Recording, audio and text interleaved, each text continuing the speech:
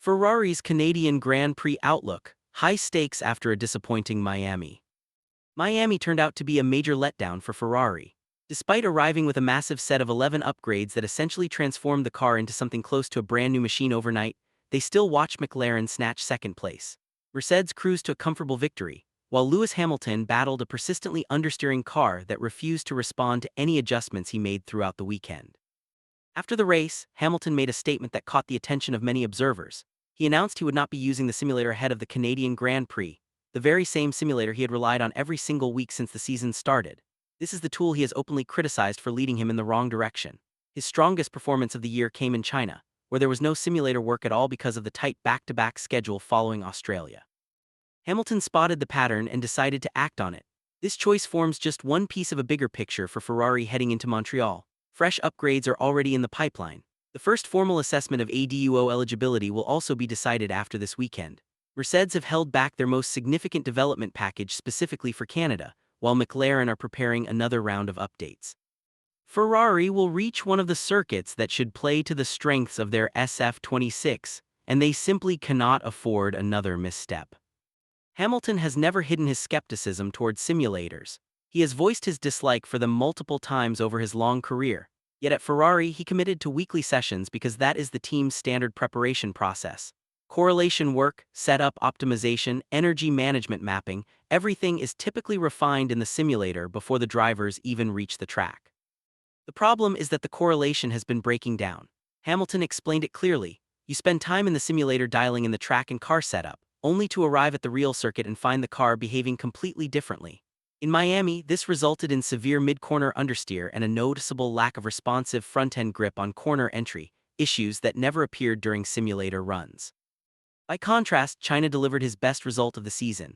With no time for simulator preparation after Australia, he drove purely on instinct and real-time track feedback, finishing third. The connection with the car felt instinctive and natural. Miami was the polar opposite. Weeks of simulator work produced a car that felt alien from the first lap. Skipping the simulator before Canada is therefore not a knee-jerk reaction, but a deliberate, calculated test. If Hamilton arrives in Montreal with fresh eyes and no preconceived ideas shaped by mismatched simulator data, and the car feels more compliant, Ferrari will have gained valuable insight into how to unlock the best from their lead driver. If the experiment fails, at least they can rule out the simulator as the primary culprit. Team principal Fred Vasseur has already confirmed that new components are heading to Canada, though exact details will only become official through the FIA's upgrade list at the circuit. The overall direction, however, aligns with the current development philosophy. Since Loic Serra took charge as chassis technical director, the team has favored steady incremental improvements over massive one-off packages. Each step is carefully validated to build deeper understanding. The large upgrade dump in Miami was an exception forced by the cancellation of earlier races in Bahrain and Saudi Arabia. For Canada, they are returning to Serra's preferred methodical approach with targeted, specific parts. Areas likely to receive attention include those exposed as weaknesses in Miami. Hamilton highlighted differences in front-wing philosophy between Ferrari and its main rivals, suggesting that the current Ferrari front-wing design could be costing aerodynamic efficiency in areas where Mercedes, McLaren, and Red Bull appear stronger. While a revised front-wing specification for Canada remains unconfirmed, the team's focus in that area is evident. Continued refinement of energy management software is also expected. The new ADUO regulations mean the first official evaluation occurs after Canada. Ferrari aims to reach that assessment having squeezed every possible performance gain from their current package, as the additional development opportunities they receive will depend in part on the FIA's ICE Performance Index. This gives the Canadian Grand Prix extra layers of importance. Both sporting results and regulatory consequences are on the line. The circuit Gilles Villeneuve is one venue where the SF26 should, in theory, shine.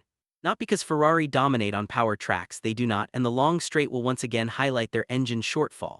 Rather, the layout plays directly to the car's proven strengths: heavy braking zones, numerous low to medium speed corners, and strong traction demands on corner exits. The hairpin and chicane complex are sections where the SF26's mechanical grip and aerodynamic balance have looked consistently competitive all season. Charles Leclerc has singled out Canada as one of the races he feels most optimistic about for the rest of the year. Analyst Jolyon Palmer has also identified Canada and Monaco as the two clearest opportunities for Ferrari to fight for race wins with their current car. The circuit's energy harvesting profile helps too. Heavy braking zones at the hairpin and chicane allow more energy recovery over shorter distances compared to Miami's long final straight. This should make the battery management demands less extreme and reduce the number of critical moments where the power unit deficit becomes decisive. Yet the picture is more complex than a simple circuit advantage.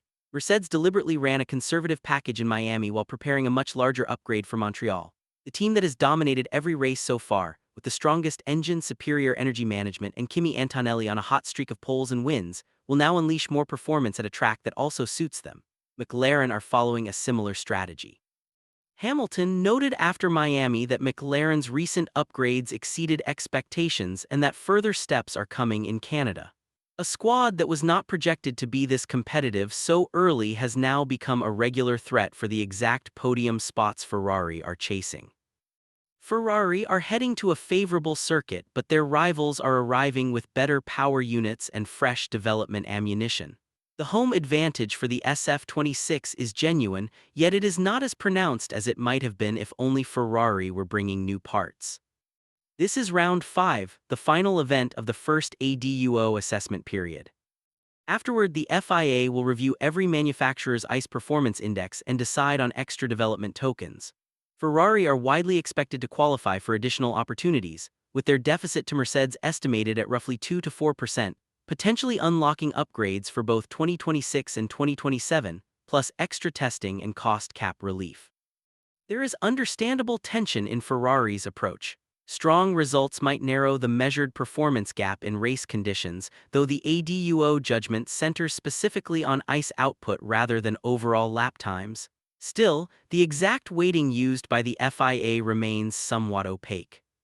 What Ferrari can directly influence is arriving with fresh components, a Hamilton unburdened by misleading simulator inputs, a circuit that matches their car's characteristics, and the opening of a formal engine development path after the weekend. The actual motor upgrade, featuring turbo and combustion improvements, is not due until Belgium in July.